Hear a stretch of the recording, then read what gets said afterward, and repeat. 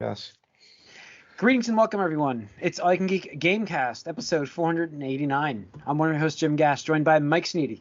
What's up? Corey Feinsod, who's locked down. He's like the Weebles wobble, but they won't fall down. And Tony Korkanakis. Yo. Welcome, guys. Welcome, listeners and viewers, to 489 of the Gamecast. Woo! It's been different. It's quarantine zone. Quarantine, yeah. So we've got news for the PS5 today, though. We'll be getting into that conversation shortly. Let's first kick it off with what we've been up to. Tony. Well, Animal Crossing. I mean, just please. Yeah, I mean, I think I'll talk about it's basically like Nintendo's version of The Sims, where it's just like, hey, cool, you like simulate real life, and it's kind of odd because I think above all else, like, there's no other game that could have come out at like this time, like just like add some kind of normalcy and like just routine stuff, because it's a game without real like goals, because it's just like, hey, look, like you decide to move to like a deserted island with like two other people and like just make of it whatever you want. And so it's like you can fish, you can catch bugs, you can plant trees, you can chop trees down, you can decorate, you can design stuff, and this is like, all right, cool. And then you get to the pitfalls of the economy with good old Tom Nook being like, hey, so that tent was free, but wouldn't you like to live in a house? And it's like, I would like to live in a house. And it's like, all right, well, let me give you a house. And it's like, by the way, there'll be 50,000 bells, which is their form of currency. And it's like, well, I don't have 50,000 bells. And it's Tom Nook, I got you, man. Just pay me back when you can. No interest, nothing like that. Just like pay me back when you can. And of course, once you pay off that 50,000, he's like, that house is really nice. Congratulations. But wouldn't you want it to be bigger? And it's like, well, Tom Nook, I would want it to be a little bigger. And then, you agree, and it's like, yeah, that's 100,000 bells. And it's like, oh, shit. And it's like, all right. And so there's like an endless loop. But in addition to that, like, there's really cool stuff because there's all this wildlife, and you can catch it and turn it into a museum. And you can just go visit a museum then and just be like, hey, cool. Like, they have all these, like, animals and plants and insects, and you can just like watch it and explore and stuff like that. But it's really cool because like I played the one on 3DS for a bit, but we just held back because obviously it was a handheld, and 3DS was even outdated in 2012 or whenever the system was released. So to see it being run on like HD capable software or hardware rather, it was really cool because HD assets and everything like that. I mean, the characters look cool because before it was like really polygonal, where it was just like my eyes are being cut by some of these character models and stuff like that, and the low res like textures and stuff like that. But it's super fun. I'm absolutely amazed by the popularity of it. Like the one night, like launch day, I booted up my Switch, and there were 20 people online, and I think 17 or 18 of them were like playing this game, and I was like, holy shit! Wow. Like just like scroll down, like Animal Crossing, Animal Crossing, Animal Crossing, Animal Crossing. My sister asked me if I was getting it. Your sister, really? Interesting. Yeah, she's like, are you gonna get this? It's we got it preloaded. It's all over social media, like Instagram, Twitter, like Facebook. Like people, I'm like, I have no idea what this game is. I'm just getting it and stuff like that. I'm like, all right, cool. But yeah, I played a lot of that game so far because the beginning is a little rough because you have nothing and it's harder to get stuff. So putting in time early pays off later and stuff like that. But yeah, it's just cool. Like you can go and visit other people's islands now. You can give them like gifts and stuff like that. Send stuff.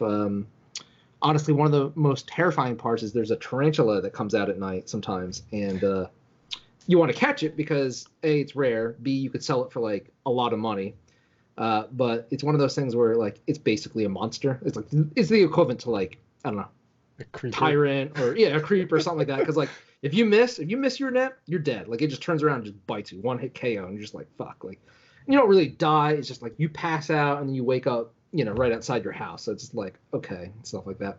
But it's really fun just because like the villagers, which are like animal characters, they're in the game, your neighbors and stuff like that. They just have like so many lines of dialogue, and it's just seemingly random because like you just talk to a character, they'll say something, you talk to them again, they say something completely different, and they'll have their personalities and stuff like that. But you could just like mess with them so bad. Like you can be really nice, be like, hey, I got you this apple, and they're like, wow, apples are my favorite. I love this. Or you wait until they're by a tree with a hornet nest, and you can shake the hornet nest onto them and make them get stung with like hornets and stuff like that. And you just, you can just bully the hell out of them, and like eventually you can like evict them from your island and stuff like that. So it's just really crazy in terms of I don't know, like kind of like Freedom? a lot of players. Yeah, freedom. A lot of people just come up with their own goals for this game because again, Yeah. it's not like something you like win or anything like that. But yeah, it's going on strong. Jim, I'm interested to see how I just you got like it. the game. I just got it. You just got it. So, Okay. yep. Did got you that. go to GameStop to pick it up, Jim? I did not. I got it shipped. It was shipped to me from Best Buy. Oh, Okay. nice. So, And you touched the package. Oh. well, Package. that's always been funny. Like I've been opening packages outside, throwing them out, and then using sanitizer on my hands. So it's been like, but then I'm like, what do you do? Because then you have the game itself, which should have been touched by. It's just like you never see it. So, but yeah, so I got that in Doom as well. So. Eternal. Yeah, I got Doom Eternal. So. Oh, you've been playing any of those, or? No, I just got them. They came in probably a couple hours, like 2 hours ago. They got dropped. They got delivered. Really So pushed that by 8 o'clock. by 8 o'clock thing was really 6. They arrived at 6. So I just got them. But man, Tony, did you play anything else though, or just Animal Crossing all week? Backlog with a friend. I've been going through Super Mario World. Oh, nice. Just for the SNES Online, and I've got to say, like playing those games online is actually pretty good. Pretty seamless experience and whatnot. But how do they do that game with 2-player? Like you have to wait for the other person to go. Yeah, I mean that's how it was back in the day. They just watch you play. Yeah. Oh, that's cool. I mean, That's awesome. awesome. It's exactly like it was back in the day. I don't know how it's gonna work. Do they give a blank screen until they're up? I don't know. No. They see like it's just one input device and 2 output devices. Just, like stuff like that. And it's actually cool because like you can use like the right analog stick and you have like this little pointy finger hand and you can like point to like, hey, you need to hit the switch or whatever like that. But anyway, that game is harder than I remember, which is really funny because it's probably my age. But like I remember like dominating the shit out of that game as like a kid, as a preteen and stuff like that. I'm going back and I'm like struggling with these levels. I'm like, holy shit, like I don't know if I've just gotten worse at games or like input lag from like wireless control. I don't know what it is, but I'm just like I'm not good at this game as I used to be. Reaction time slows down as you get older, man. Yeah, it does. It's I don't like to think about that, man. It happens. It's just We're getting it's old. unbelievable. Yeah. So I the thing for me is like I would like to go back to the older games, like the old SNES, the old NES games that I was able to like fly through in 30 seconds. Well, yes, it's like funny you mentioned that because my friend, she's a little younger, and I was like, oh, she likes Mario Kart 8. I was like, well, let me show you the original Mario Kart on Super Nintendo. We booted it up, and as soon as the game loaded, she's like, what is this? I was like, she's like, what are these graphics? I was like, Mode 7, baby, like Mode 7, like this simulating, 3D images. She could not do it. I was like, okay, we don't have to do this. It's like the first cell shading. It's like the same idea. Yep. So, yeah, cool. All right. Just so I've been playing a lot of Ori on Game Pass because it's free. What a great value! Holy shit. The first one, right? No, the second one. Oh, the second one. I skipped the I first. was about this last week. Ori and the Will of the Wisps. I forgot. So, man, this game is challenging. Like this one's a shooter, right? Like this is no. Well, you have. I mean, you like your projectile, right? Or no? You have a projectile. You can get it as you power up. Every time you get through a section, they give you another ability, and you have to use those abilities throughout the game to traverse. Like, there's a lot of staying in midair for most of the entire level, like kind of keeping yourself jumping from without touching the ground. There's a lot of that, like floating and then using like this. You can get this power to give you like this energy burst. Then you can shoot the energy burst up in the air and then use that to propel yourself up higher. And then kind of zoom across and then jump off of an enemy, so you can't touch the. It's essentially the ground is hot lava. You can't touch the ground. And I think it reminds me. Yeah, like it reminds me of what you guys described for Hollow Knight? that. Not, I guess it's Hollow Knight, but there was the other one with the girl with the 8-bit graphics. Celeste, thank you.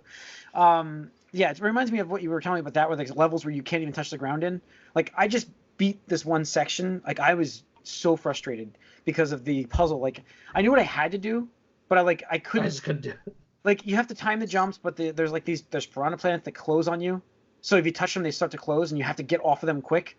But you have to make a double jump across to the other one, and then it's going to close quick on you. But then you have to somehow jump off of that to get across this pit of spikes while suspending yourself in the air with an energy burst that you shot. In order to shoot the energy burst, you kind of have to charge for like 2 seconds. So the thing's going to close on you before that. So you're like, okay, how do I do this? So you have to almost like time it so that it closes on you, jump in the air, start to charge as you fall to hit it again, shoot that up in the air, the burst, jump to the other one, and then jump yourself off of that. And it's like that's the complicated stuff this game gets into. And I'm like, I don't think I have the skills to do this, but I pulled it off. I was quite happy when I just beat this one area. Like I'm quite far. I've been playing a lot of hours in this game. It's not like really. It got to the point where I was like, can I lower this difficulty? Because I'm like, fucking, this game is tough. But I'm like, you can't. You're stuck when I'm stuck on normal. So there's no accessibility options or anything like that. No, I'm stuck in normal, and I'm like, shit. I would like to have been able to bump it down because I'm at the point where I'm like, this is getting like, there's now like 6 or 7 different abilities you have with all the buttons, and you're like, you've got to use them all together a lot of times, and you're just like, oh Jesus, this is a lot to keep track of right now. So the combat's interesting. I've now learned that the game will destroy me if I'm just going to button mash. Definitely sounds like one of those games where if you take a break, you're screwed. Yeah. There's nice pauses. There's not like you have to keep moving fast. The levels, there's nice pause areas. So like when you clear an area, you can sit there and think about how you're going to accomplish those jumping feats. And so like that's how I figured out how I was supposed to do it. A lot of trial and error. And there's just one part where I'm like, man, what do I do here? Like I had no idea there was this big pot of boiling water. I'm like, boiling fire. And I'm like, okay, this has to be something. And it's all ice around me. I'm like, what do I do? So I'm like, I knew in the first one I was able to have that shoot, and then it like hit this well and it lit things up and it melted the ice. I'm like, okay, so how do I do that? Because the well is like halfway across the screen. There's no way that's going to make that shot. So I'm realizing like you have to juggle with your bounce off thing ability you have. You have to juggle its fireball off of you across the map while getting it to the point it needs. It's like really challenging. It's really awesome. And I've never played it really, so I don't know if it sounds a lot like that. But there's an attack button. There's you can regenerate your energy. You can only equip 3 abilities at the same time, and there's multiple abilities. So it's like, which one do you want? And then there's different power ups you can have on, like different buttons you can have. That, like some that you go stick to the walls, but sometimes that's not a good thing. I think I mentioned that last week, where it's not a good thing. You don't always want to be sticking to the walls because it messes up your jump timing. And then there's other ones that like you can deal 10% crit damage, or you can have higher resilience against flight enemies and stuff like that. There's all those power ups you can put on the game. So it's really good. Like, and the graphics are amazing.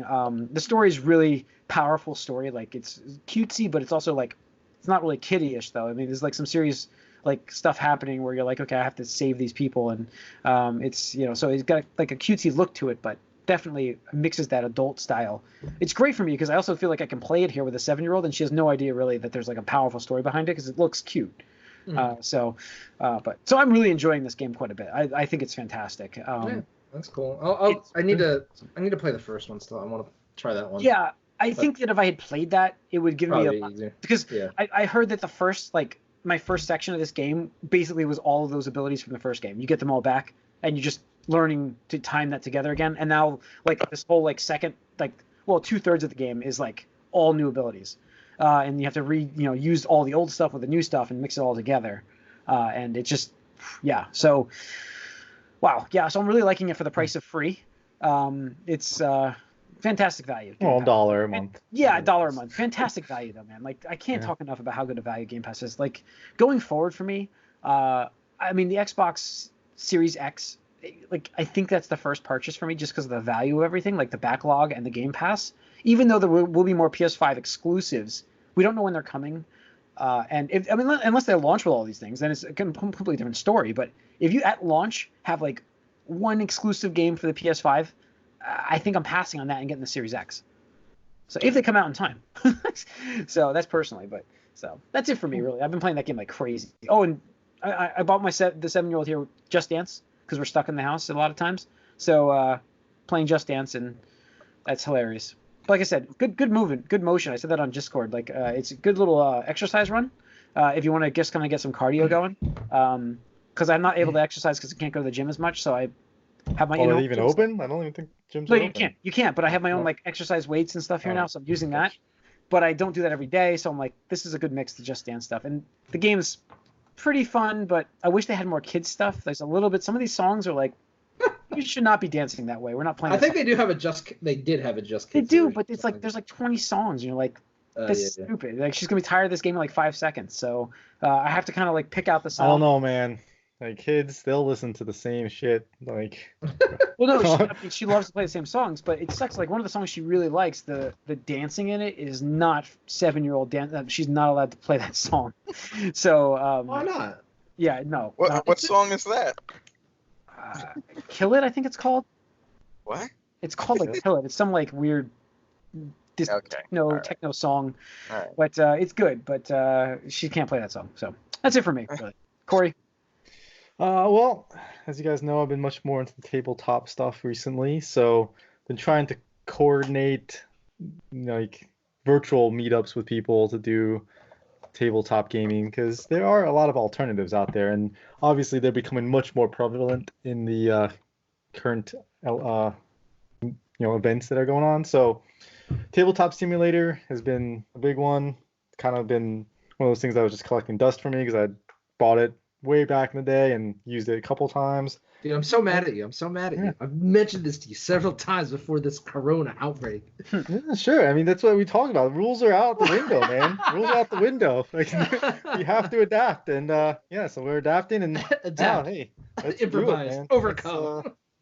Let's get the Tabletop Simulator going here because that is one of the only ways to do some of these social meetups now with the social distancing we have to be aware of. And so Tabletop Simulator is a good one.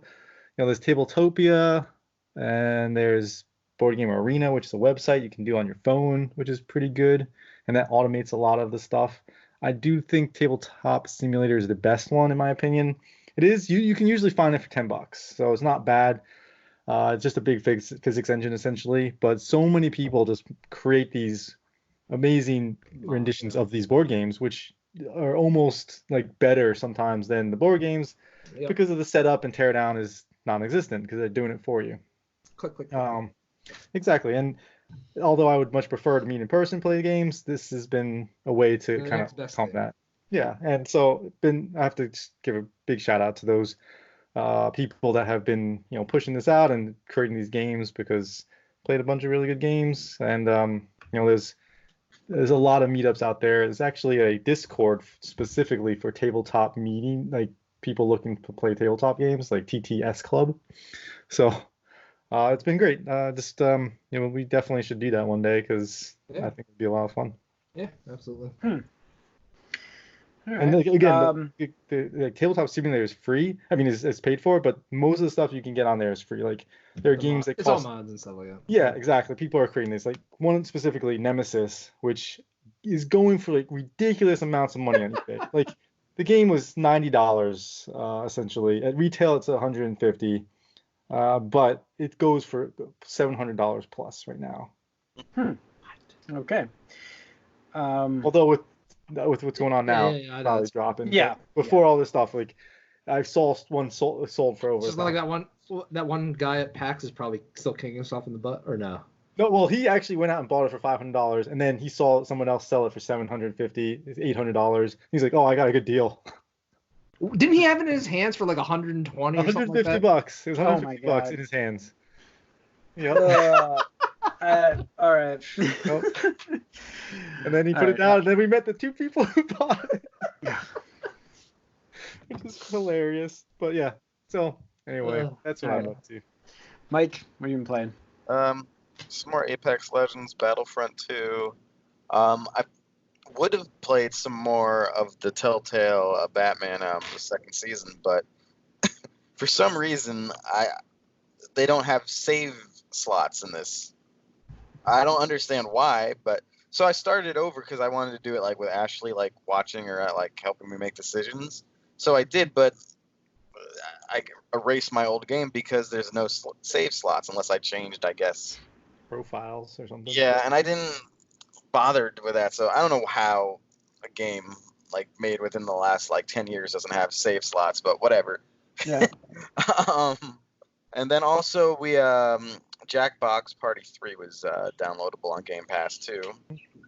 So we did that even though there's only a couple things that only 2 players can play. But we were trying to figure out all you really need is like a screen sharing, like a way to do that. You can like, set something up or even do it on like Mixer or something, and you can play with people remotely, even though it's not how the game is really intended. But No, I mean, so streamers are doing it all the time. yeah, So- so I think we were trying to plan with our friends in Reno. We didn't quite get on the same page yet, but we played a couple of 2-player games, and we're going to try to do a sort of like, screen sharing, like quarantine, like Jackbox deal. So that might be fun. But that's been about it for me. Cool. Before we get to the news, if you've been following us on the MovieCast, I've had weird connection problems, but have I had them this episode so far? Not really. Do you want to know something really weird? I had one earlier while Tony was talking, and that's when I had to open my phone. So I turned cellular off on my phone, and it's been fine. You think it's Wi-Fi, like wireless interference? I think I do have wireless interference, and it's my channel. Then I have to work on the channels. So Oh, interesting. I think we'll see how this goes. I mean, I just told my entire story of Ori like without pausing, right? Like there was no freezing. Yeah. Just a little bit at the end, but That's what I mean. Like I popped open my phone real quick to see if I had a message, and I'm telling you, I think I just put on cellular's now off. It's on airplane mode. Wi-Fi. Is Wi-Fi off? No, Wi-Fi's it's on on. airplane. Yeah, airplane mode. But Wi-Fi's on though, just to see, because I'm trying to see if it's cellular or if it's the Wi-Fi. So if I freeze again, let me know. But this is the update. This is a progressing story, guys, from 2 episodes. So if you don't know what's going on. Breaking news. Breaking news. So anyways, let's get into the news, because we got to get into our PlayStation 5 conversation. First things first, Left 4 Dead 3 has to be happening, right, Tony? Half-Life Alyx came out, and it's getting great reviews. People are Honestly, loving it. it's pretty crazy. This is the greatest VR game ever made, according to reviews. From what I'm hearing, it is. But they've come on record saying they're absolutely not making Left 4 Dead 3. They're like, we explored that, but we're definitely not doing it anymore. And it's like, oh, cool. You're worthless to me now. Well, at least they're not giving you false hope. No, I guess that's true. You know, they're not stringing you along. They're not pulling a Batman Wasn't Arkham or that anything. company that did Evolve doing it like a game like that? Yeah. And it's under a new publisher, so hopefully it'll come out. Because they were the original developers of Left 4 Dead. Right, exactly. I guess that's the important thing, So yeah. We'll see. All right. We'll see. GameStop. So GameStop had their license pulled in Pennsylvania last week. I think that was after our podcast. So I just wanted to mention that on the air because they refused to close their stores, deeming themselves as essential businesses during this time where they're not. The funny part was only a very few select stores sell PC accessories, and even then it's like they have like 2. So it was their essential PC thing was just ridiculous. The Pennsylvania governor pulled their license, which was awesome of them. And then they decided to have this new rule come into place where they're shutting down their stores and set up contactless delivery service at all stores. So you can go and get like a curbside pickup, where they leave it out there if you've bought it, and you can order stuff online. They'll bring it out to your car, and that's it. So that's what they're at now with GameStop. I have heard though that if you have a pre-order in their store, there's literally no way you can get it picked up. So that is a problem. So if you have anything got delayed. Yeah. So, but we don't know when this is going to end, but we'll see. Masahiro Sakurai, guy behind obviously Smash Brothers. This has come out before, but I put it on here anyways because it's fun to talk about. Not fun to talk about, but saying that Ultimate will be his last game, maybe his last game. He said this before, right, Tony? I think the last 3 games he's made, he's been like, I don't know if I can do this again. Yeah. Yeah. Well, that's the thing is he keeps saying that because he goes into it expecting that, but then something always pulled him back. So just when he thinks he's out. Yeah. Well, I mean, I think Ultimate was actually like a favor to Wada actually. That. Oh really? Yeah. So it was like kind of like, okay, well, Maybe they won't get him back then. Maybe that is true. I mean, he's already said like from the get-go that he called it Ultimate because he's like, I'm making it as if it were the last Smash Bros. Game ever made because, again, like 70 plus characters. He's like, there's no way that we can keep doing this. Scope creep is just going to catch up. And it's like, Yeah. I never thought it would have that many characters in it for balancing purposes alone. It's just like ridiculous. Yeah. So, what do we have here? Oh, we have Dreams, the Dreams game that came out on PlayStation 4. Somebody made Mario in it. You can literally do anything in that game. Mario 64 replica was like out and made, and apparently Nintendo was not a big fan of that. So like they sent a cease and desist to like Sony, and then Sony was like, what? And then they realized that somebody had made a Mario 64 game in Dreams. Amazing that you can do that. But so he posted obviously that the game's on hold for now, but it's pretty interesting that came out. Let's see. That's the PlayStation 5 stuff. Let's go into internet access for the entire community from Sony. Following Netflix's footsteps. Yeah. The thing is this has been going on already because it took forever to download a patch the other day. Like anything, all of this stuff's been throttled recently. Like the Switch download was really slow. My Xbox updates were like even connecting was really slow. And I was trying to update Shenmue the other day, Shenmue 3, and it took forever. But apparently Sony is going to be throttling bandwidth for downloads and updates. They said to make sure that you give yourself ample amount of time to download these things, just to help out with internet bandwidth congestion because of all the people that are online now. So I just wish we had capacity for this. Like I feel like this should not be an issue. I don't know. It's just is that a dream? Pipe dream? Yeah. Why in America should it be an issue? Yeah. That's true. So I don't know, but let's. Oh God, here we go. We're gonna finish up with the PlayStation 5. We have details. We have specs.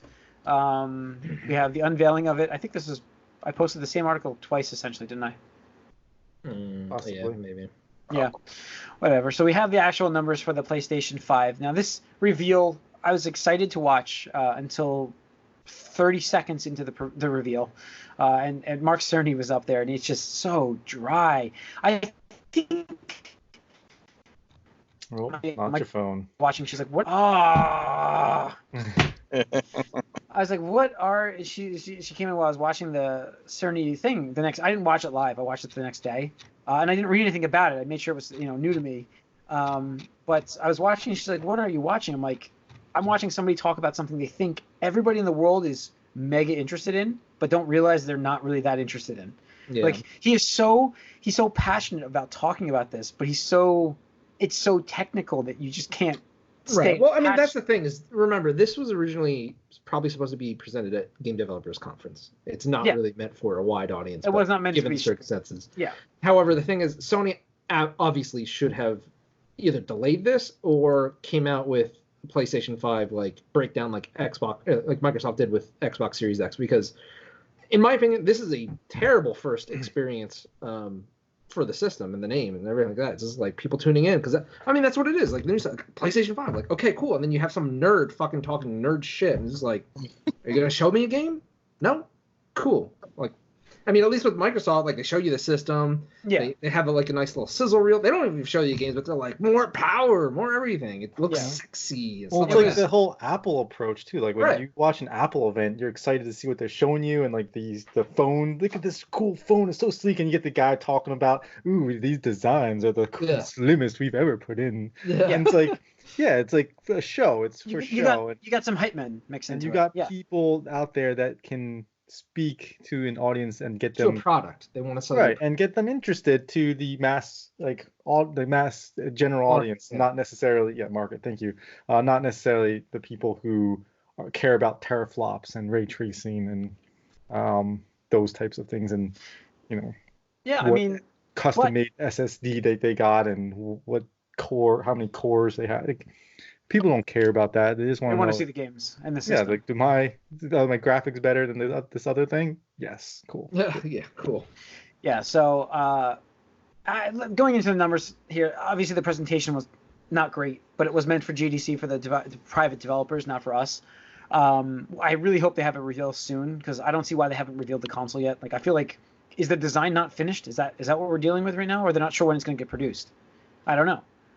Like, I feel like we should at least seen the console by now. I honestly think there's probably some, like, 11th hour decision they need to make that is either, like, something like, extra RAM or, I think it's the memory. I think it's got to be something where, like, they're just like, can we pull the trigger on this? Yes or no? And the thing is, like, I think they wanted to see what Microsoft had so they could, plan accordingly and stuff like that. And I think it's just a game of chicken. And not to mention with everything that's going on in the real world, like, I mean, components, like, everybody's going to be fighting over a lot of these, chips and everything like that. So it's just like, are they going to be able to fulfill this? Like, well, that's the thing. It's interesting. I mean, looking at the numbers, it's 8 Zen 2 cores, 10.28 teraflops. That's a lot of flops. Dude, nobody gives a shit about these numbers. No. Let's not talk about them. 16 gigs of RAM. Oh, but I want to talk about the bandwidth. The memory thing was the big thing for them. Okay. The memory thing is the idea behind the system. This is what's going to make your system, like, be like the fastest ever. Like it's a 2 gigabit the memory bus. Yeah. Yeah, the memory bus thing was a 2 gigabit expansion on, like, what was it, 2 megabit before or something. It was such a small amount that's why you're seeing these load times just go to nothing, and they asked their developers what did they want to see the most about. I linked this for hardware backward compatibility. That's why I linked the other one. What is it that you want to see most in the next gen? And the biggest thing they said was, could you give us a solid state drive? And they went even further with just a solid state drive by making these proprietary memories. Both the companies are doing this, Microsoft and Sony. These proprietary memory units to make sure that, like, Sony's themselves, there's nothing out on the market that has this speed yet that exists. And maybe that's what's holding them up. Maybe they don't. You're talking about the SSD, right? Yeah. The SSD is proprietary, but the expansion memory is not. The speed, but the PlayStation 5 Right. speed has to rate, for that expansion memory has to be rated exactly what they give you, or it doesn't work. Oh, so you still have to buy those faster memory sticks. Right. Again, the messaging was terrible. The messaging was confusion. They need to come out with a goddamn, like, reveal. Like, I understand they probably wanted to host some, like, PlayStation meeting and shit like that. Sorry, it's not happening. Fucking do it digitally. Like, you know what? Nintendo's been doing this shit for fucking 6 years now. Get on board. Yeah. Do it. I mean, I do like the fact that you can. That's a bad one. Froze. I think it's incredible because the game I think it's incredible you can load a game in 2 seconds. It's amazing. Mm-hmm. And that's awesome. I love that. The idea of that. But I want to see these games. I want to see. We're going to be dealing with. I mean, folks, we are going to be dealing this next gen because of this, and I understand what they're doing. They're making themselves different than PC. That's what they're doing. They're actually differentiating these consoles than PC by having these proprietary or faster sticks. And that's the one advantage that it does have over PCs, because a PC, like, they have to configure for so many different options, from the lowest of low-end users that are basically running on a fucking glorified toaster to the high-end, like, top 0.1% of the market that has like literally the cutting-edge processor, graphic unit, et cetera, et cetera. Whereas, like, hey, we could set the baseline. All games can be designed with this in mind.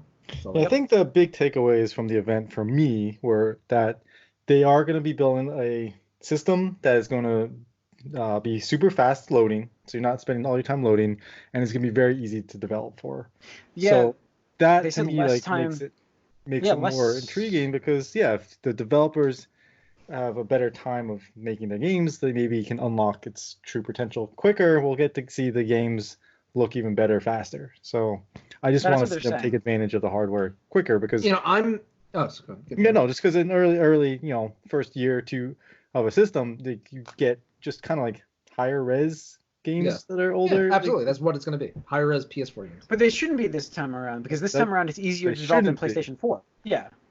It's what I'm personally excited for, if this is all, applicable in the real world and stuff like that, the death of the patented Sony climbing or transition loading sequence, where just like, it should be gone. Like climbing, it's like narrative, cool, like just hold the left joystick a little bit longer while I get this, NPC character talking to me, whether it's a floating head or Ellie or whoever it's supposed to be. Like we said last week, like the instant creative death ways recovery. to hide the loading. Yeah. The instant death recovery thing is going to be nice for the games. I mean, Dark Souls in general for me is like something that I think that's going to be nice to be able to. God, Bloodborne even wasn't that bad, but fucking Jedi Fallen Order, dude, that game, bro. Well, that's bad. Just like, I would have played that on harder difficulty if it wasn't such a long load time. Yeah, absolutely. It was like a minute plus, and I was just like, fuck. Yeah, that's your penalty for losing. So that's fine. I'm fine with like a penalty, but I don't have to play because the combat was just not as good. It seems to be going away. Like PS5's technology for this is supposed to be unbelievable. Like, and they've got one up on Microsoft for that in terms of speed, to the point where it can almost make up the difference in terms of the power. Right. So to me, like, I don't understand it, but I've sort of made it equivalent with the Genesis and SNES, where in most things the SNES was more powerful, but the Genesis was quicker. Yes, So, it's going to be quicker, and the value of it is like I know that they had somebody come out saying like if they can release this console, which this is more likely to be $399 than Microsoft's, like that's huge. That's huge. If they have $100 price advantage again, it's going to be especially with the and if they come out with a huge sequel at launch, like Horizon or something, then if they have Horizon, God of War, or Spider-Man. I think out of all of them, it's going to be Horizon. I think Horizon 2 has the likeliest possibility of being a launch. I mean, it was the first one out of all those, and then it's also probably been in development the longest. So I mean, that would make me get the system. Mm-hmm. So I mean, that's what, if you can have something like that, then that's going to be a major bump. But Bloodborne 2, baby. Yeah, I hope so. I mean, that's me. For all your Bloodborne fans, yeah. I mean, backwards compatibility. He mentioned top 100 most PlayStation 4 games, which is interesting, but that's because that's what they've tested and they work. They're aiming for 4,000 at launch. So good. It's I thought the message was they're aiming for 100 at launch, and then they're going to rapidly expand. I don't know. Again, messaging was terrible, but they did say the key takeaway was that they believe the majority of PlayStation 4 titles will be backwards compatible on this system. Yeah. So yeah, I guess they're going to be testing them. And it's easier to do that also when you keep the same architecture and not create your own crappy architecture that nobody knows how to develop for. Yeah, and true. Get the fuck out of here, but honestly, like these, the hard drives, the faster hard drives can actually mess with those games, and so that's what you have to tweak. Because if you remember going from like DOS games to like the Windows games, they were like way too fast. Like you couldn't play X-Wing because it was like flying off the screen. So you have So that may be a problem. It's like, did anyone ever wonder if you could give speed to a video game? Well, here it is. So like that's a problem you have to kind of deal with. You have to address. So you have to go through and test and tweak something in each of these games. So I don't know, not much about that except for the expandable memory. Like I said, is going to have to be rated at this speed, and that's going to cost money because it doesn't exist right now. So look for both Xbox and PS5 to have very costly expansion drives, like memory cards. But 1 terabyte. Absolutely. Yeah, like 100. I would say 150 minimum. 150. I'm hearing 200 for both. You know, I can see that. For both. At launch, everything is more expensive. You know, everything. And I Jim, I remember when like the Switch ones, you're like, how are Joy-Cons like? You know, what was it, $79.99? Yeah, they're Pro Controllers like $69. Like, everything is more expensive at launch, and it will come down after manufacturing. You know. Yeah, well, Nintendo stuff doesn't normally come down. But I mean, it's come down since then. I think a little bit, but you know. Yeah. So it hasn't really. I mean, it goes on sale. That's really. I mean, it's still exactly. Stuff will go on sale, but yeah, I mean, these PS4 controllers retail for $65, I think, right? Normally. I don't know. I haven't bought one in for like. I think they do 60. They're $60. 60. I think they're $59.99. Yeah, $59.99. You can usually find them for like $35. Right, if you wait for the sale. But as far as these systems go, like. Unfortunately, right now, neither of them are doing anything for me. They're not showing anything. Yeah. Like, I need to see the games. Like, you could talk about tech specs all you want. Sure. I don't give a shit. I don't care about the games. I mean, the thing is that your Xbox library is moving with you with Game Pass, so that's already sold. The other thing is, like, if you have a high-end PC that's playing games too, like, what it's going to get you to buy the Xbox over? Oh, that's what this memory. Right. Especially memory is supposed to be. Right, and that's the other thing is especially with all these I mean, now that PlayStation games are appearing on PC, apparently not breaking news, but a thread just opened up on Era while we were talking on this podcast that said apparently the website that has God of War has removed the only on PlayStation bit, which has gotten people into teasers. Like, oh, is this the next game that's going to appear on PC and stuff like that? And so, Yeah, we'll see. We'll see as we go. I want to know more about this system. I want to know how much it's going to cost. I want to know what it looks like and launch the release dates. Yep. We did see. I forgot to mention that all the Xbox Xbox had games. Thanksgiving 2020 for the Series X. That's fine. That's a target date. Yeah, they did. That's a target date. Larry Herb already came out saying like holiday 2020 is what he corrected. He's like, I should not say that. Holiday 2020. Yeah, technically January 31st, 2020 is a holiday. Yeah, that's true. So that's December 31st. Yeah. So I mean, it could be, especially with these production delays. I mean, it looks like China's getting back to normal life, as slowly getting back to normal life. So we'll see. But to get to the point where you're working with thousands of workers in a warehouse at a factory, that's going to be. I mean, that's the thing. Normal life is not going to be a thing. But we're never going back. We're never going back. It's going to be the new normal. Yeah, we have a new normal. But production-wise, you could get back to a point where you're running at a high, close to 100% to what you were before. Yeah. Sure. But yeah, normal's not normal now. Yeah. All right. That's going to wrap up 489 of the Gamecast. Thanks for tuning in. You can write us podcast@allyoucangeek.net. Oh. I thought it was a dramatic pause. Just one for the road. That's all. Follow us on Twitter. Like us on Facebook. Subscribe to our YouTube channel and hit that like button. We appreciate it. See you guys next week. I fucking hate internet.